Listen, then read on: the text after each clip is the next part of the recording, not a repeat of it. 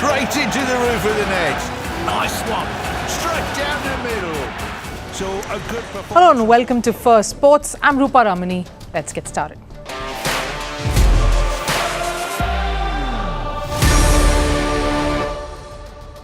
Right, on the show today, China's Grandmaster Ding Liren, ahead of that most anticipated clash against India's D. Gukesh, has come out openly admitting that he is worried he will lose badly to the young Indian chess prodigy. I show you the contrasting journeys of the two finalists. Will Liren be able to get his act together in time for that massive face-off? Saudi Arabia continues to make giant strides in sporting dominance, even as voices continue to raise criticisms of their methods. Tennis star Gauff, though, has come out in support of Saudi, saying that's the best thing that's happened to tennis in a long, long time. Is that what the ground reality in Saudi says? We'll tell you more on that. And Jose Mourinho has had it with the standards of football in Turkey. He's livid on the refereeing standards, also makes a scathing remark on his team management, Fenerbahce, withholding the truth. More on that in the show, but first, a look at the headlines. Starting with cricket, Afghanistan beat Bangladesh by 92 runs in an ODI encounter. Batting first, Mohammad Nabi's 84 helped Afghanistan post 235 on the board. In reply, Bangladesh were bundled out for 143 as Allah Ghazanfar took 6 wickets. The 18-year-old spinner Ghazanfar was the player of the match. Afghanistan are leading the 3-match series 1-0. Moving to football, Inter Milan secured a 1-0 victory over Arsenal in the Champions League. Hakan Çalhanoğlu scored from the spot to give Inter Milan the lead. Arsenal failed to equalise despite getting 14 corners in the game. This was their first loss in the tournament this season. With 7 points, Arsenal are 12th on the points table. Over in tennis and the WTA Finals, world number 1 Aryna Sabalenka suffered her first defeat since the China Open exit in October. Elena Rybakina beat Sabalenka 6-4, 3-6, 6-1 in a group stage match. Despite the loss, she is qualified for the semi-finals. Algerian boxer Imane Khelif will file a lawsuit over media reports allegedly detailing her leaked media reports. Reports in France questioned Khelif's gender because of her biological traits. The International Olympic Committee, or the IOC, said that the Olympic gold medalist is preparing a lawsuit in response. And summing it up with news from basketball, Los Angeles Lakers' poor season continues after suffering defeat against Memphis Grizzlies. Grizzlies' team effort overshadowed LeBron's 39-point game. In the end, Lakers lost the match 114 to 131.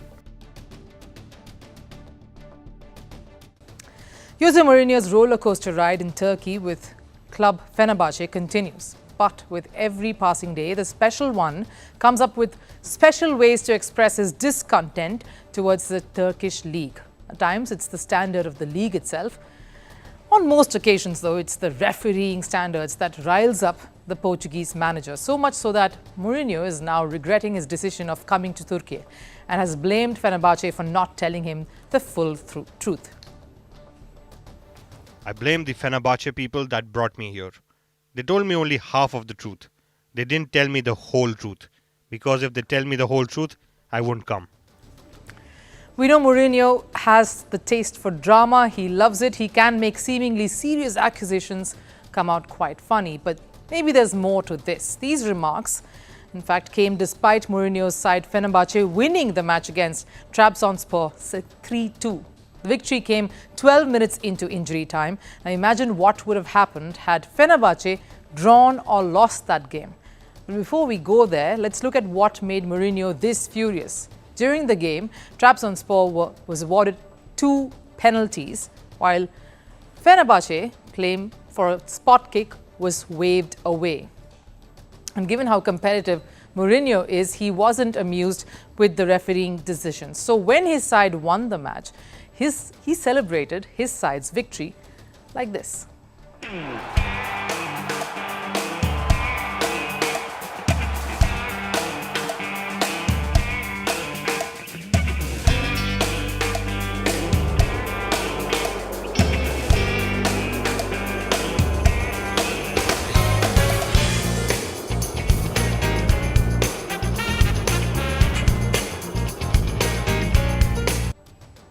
Right. The flair for the drama clearly showing in his celebratory poses as well. And this happy Mourinho took out his guns though when he went to the press conference afterwards.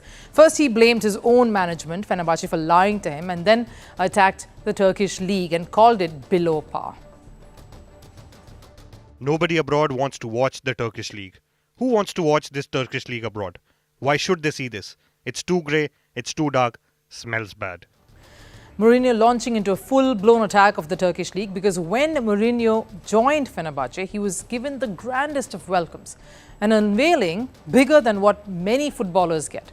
That was the aura Mourinho walked in with. He even promised to increase the standard of not just his club but also the league. And not too long ago, this is what Mourinho thought playing in Turkey looks like. My training ground is in Asia. I leave here and travel to the other side. It's not dramatic. It's less time than I used to do from London to Cobham. And if one day I am unlucky and something is wrong on the bridge, I get the boat to the other side. It's 8 minutes and then another 10 minutes to the training ground. Mourinho went from being happy of enjoying the best of two worlds to hating the league just because of their appalling standards. Not the first time Mourinho has expressed his frustration in this regard. He put a laptop in front of the camera during Fenerbahce's 2-0 win at Antalyaspor to prove that the referees made a wrong call. Classic Mourinho's way of showing dissent. Although Mourinho was booked for his act, it did not stop his rant. What's interesting to note here is that these are the fixtures Fenerbahce still ended up winning. Would Mourinho's reactions have been more severe had they lost those matches? Because we know how competitive Mourinho is. This is the same Mourinho who was banned by UEFA for 4 matches during his stint with Roma after he confronted English referee Anthony Taylor post the Europa League final, a game his side lost to Sevilla. The charge related to an incident in a car park after the game, when Mourinho directed a foul-mouthed rant at Taylor. Maybe the Turkish league is yet to discover that side of Mourinho, because for the Portuguese, the biggest thing that matters is victory. And no matter how many trophies he's won, all he aspires to do is add some more silverwares to his trophy cabinet. And this is just the start. With half of a season still left, it would be interesting to see who all face the special wrath of the special one. Despite all the controversies and criticisms surrounding women's tennis season-ending finale WTA Finals, the tournament still got underway in Saudi Arabia's Riyadh. All top seeds, including Iga Swiatek, Coco Gauff, Aryna Sabalenka, all taking part in this mega tennis event, reiterating Saudi's dominant takeover of major sports. And while many star players like Chris Evert and Martina Navratilova have been vocal in their dissent towards the Saudi ambition in women's tennis, particularly the current world number 3 Coco Gauff came out in strong support of this move. I am obviously very aware of the situation here in Saudi. My view on it is that I do think sport can have a way to open doors to people. So hopefully with that, people see us and see what we represent. And hopefully that will enact more equality. If I felt uncomfortable or it felt like nothing's happening, then maybe I probably wouldn't come back. She basically says the WTA Finals may be a blessing for women's sports in the oil-rich nation. Gauff's comment reflects what athletes feel about the tournament in Saudi, that the country is helping the sport grow and possibly inspiring more women to take up the sport in the country. Even as the term sports washing is continuously doing the rounds, and I understand these sentiments though, women athletes are earning more than what they would have had WTA Finals not moved to Saudi. Unlike the previous edition, Saudi is now offering a crazy cash prize of $15.25 million in this season-ending edition. It comes at a time when women athletes the world over are battling for pay parity. But what does the ground reality in Saudi really say? Is there a discord there? This is the same country where a young fitness instructor is languishing in a Saudi prison. Earlier this year, 30-year-old Manahel Al-Otaibi was sentenced to 11 years in jail. The trial was a secret one, but she was allegedly sentenced for her social media posts relating to women's rights and the choice of clothing. Manahel's posts included advocacy for liberal dress codes for women in addition to LGBTQ rights. Manahel's sister, Faza Al-Ataibi, also was targeted for similar viewpoints. She narrowly evaded her own arrest by flying to Bahrain, but feels Manahel isn't safe in Saudi. She was very afraid, but was strong enough to tell us about the incident and what happened despite their threats to try to keep her silent. I believe they are punishing and torturing Manahel because they are unable to punish me. She told us that if communication is interrupted again next week, then it means they have punished her for telling us about everything that happened. So if the fitness instructor is jailed and facing the wrath for her views on human rights and her dress code, I'm not really sure how budding athletes will be able to take up tennis in the country just as freely. The thing to note here is Gauff claimed that she spoke to Princess Rima Bandar Al Said about the LGBTQ rights, and that conversation made Gauff believe that the country is making progress. But there is a clear disconnect between Saudi's ambitions in the sporting world and what the ground reality truly is. Meanwhile, Saudi is steadfastly spreading its wings. We are speaking about tennis. They have appointed Rafael Nadal as the ambassador of that sport in the country. They recently organized a tournament named Six King Slams, which featured all top stars: Rafael Nadal, Novak Djokovic, Yannick Sinner and Carlos Alcaraz. All of this even as Saudi is continuing to whitewash records of exploitation of migrant workers in their preparation for the 2034 FIFA World Cup. That's what many right-wing groups and activists claim. Even when Saudi hosted their first ever Grand Prix in 2021, they organized concerts and events to shift all focus from human rights abuse and put all attention on the grandeur of the Grand Prix. Saudi is using calculated measures to make sure that they mute the criticism by ensuring the growth of the sport happens and that the financial boost it is getting is what many pay attention to. Like at the WTA Finals as well, Coco Gauff's statement, I'm sure, makes many believe that Saudi will take women's tennis to the new next levels.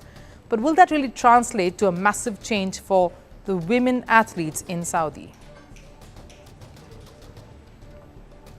November is going to see quite a few sporting battles, and the one that's got many world over excited is the World Chess Championship face-off between China's Ding Liren and India's Di Gukesh. For a few months now, Ding Liren's career has taken a bit of a nosedive. Contrastingly, his opponent, Di Gukesh, has seen dizzying heights, one win after the next. In fact, Gukesh has already roped in a mental conditioning coach, Paddy Upton, to help him prepare for this challenge. The irony, Liren is facing the heat. He has openly admitted recently that he is worried about losing badly to the Indian prodigy. What has Liren's troublesome journey been like, and will he be able to get his act together and turn the tide round for the final showdown? Take a look.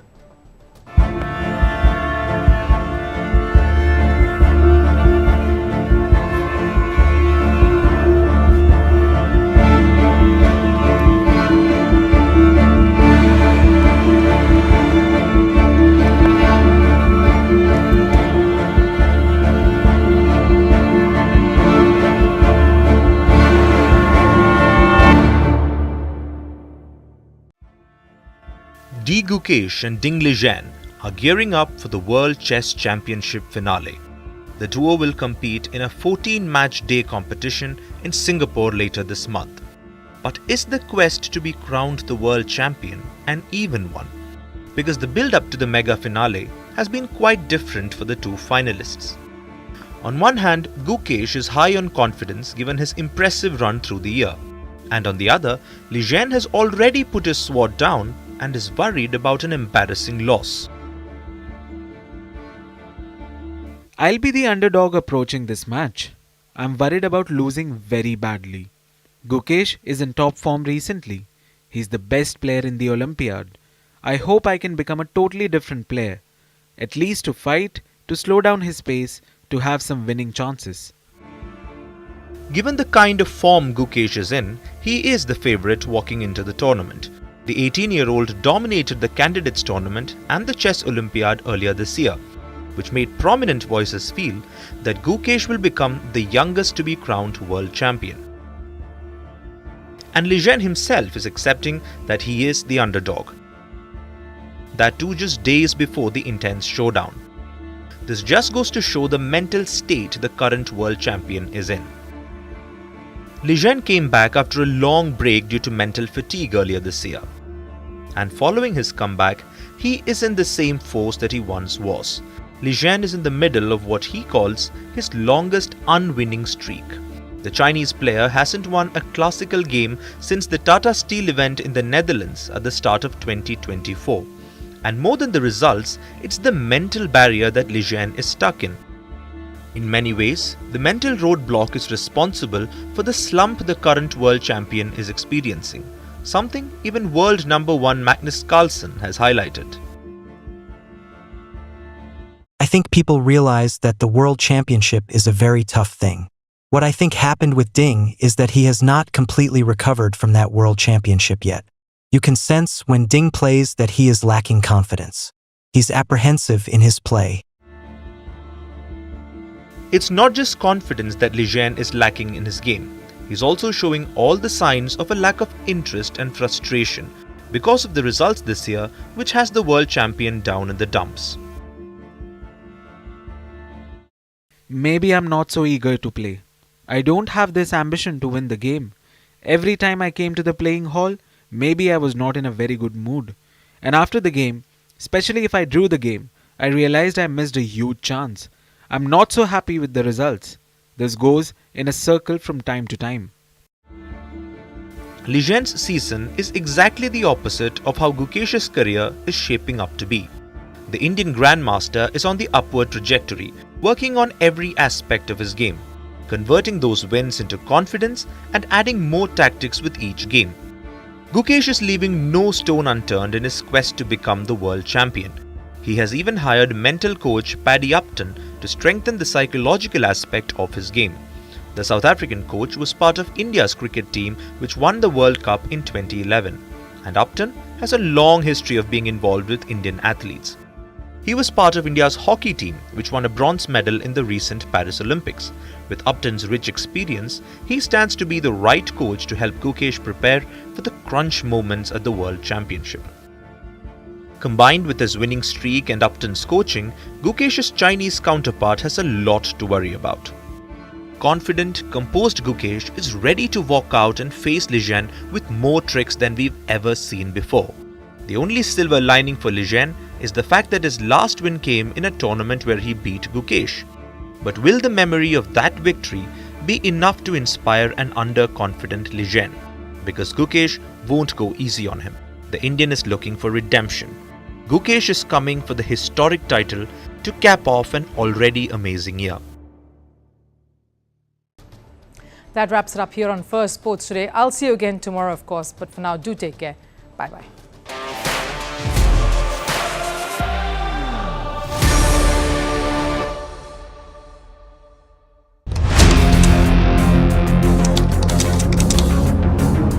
But it's a completely different story on the betting market. Elon Musk, the tech visionary who is backing Donald Trump. In New York, the Dow Jones and Nasdaq dropped over 3%. Joining Putin in flex